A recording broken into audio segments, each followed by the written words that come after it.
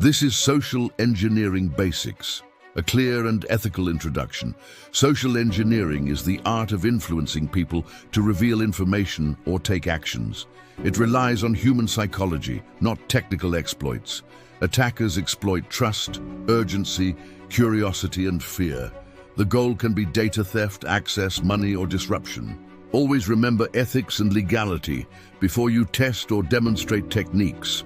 Social engineering has many forms, and we will cover the common ones. Phishing is a broad category where attackers impersonate trusted sources. Spear phishing targets a specific person or group with tailored messages. Phishing uses phone calls to trick people into sharing information. Smishing uses SMS messages or chat apps to deceive recipients. Pretexting is creating a believable story to gain trust and access. Baiting offers something tempting to make someone take an action. Tailgating or piggybacking is following someone physically into a secure area. Impersonation means pretending to be a co-worker, vendor, or official. Authority bias makes people comply when they believe the request comes from a boss. Scarcity and urgency push people to act quickly without verifying. Social proof convinces people to follow actions they think others approve of. Reciprocity makes people feel obliged to return favors or help. Curiosity can be triggered by mysterious files or links. A basic defensive habit is to verify the caller or sender independently. Never share passwords, OTPs, or secret codes over unsolicited channels. Use multi-factor authentication to reduce impact of credential theft.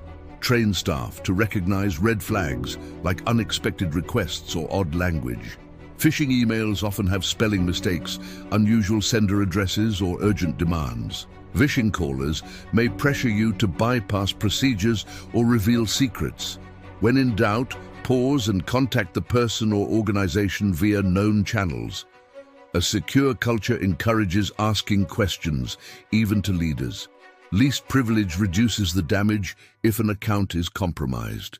Physical controls like badge readers and turnstiles prevent tailgating. Locked screens and visitor escorts stop casual access to sensitive areas.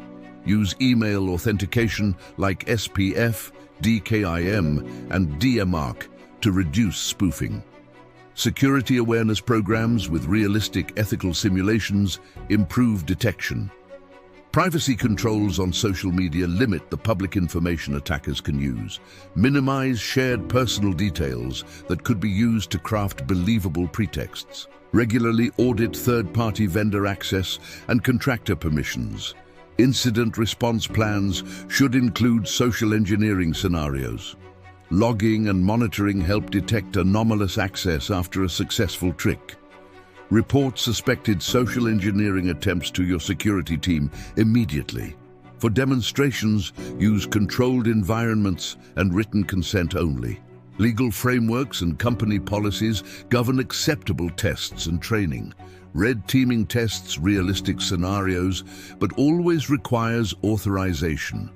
Psychological safety is important when running awareness training for staff. Encourage a no-blame reporting culture to surface near misses quickly. Teach people the three-step rule: verify, question, and document. Verification can be as simple as calling back on a known number. Question unusual requests, especially those asking for credentials or money. Document suspicious events and preserve evidence for investigation. The best defense blends technology, process, and continuous human training. Use these basics to build safer habits and protect both people and systems.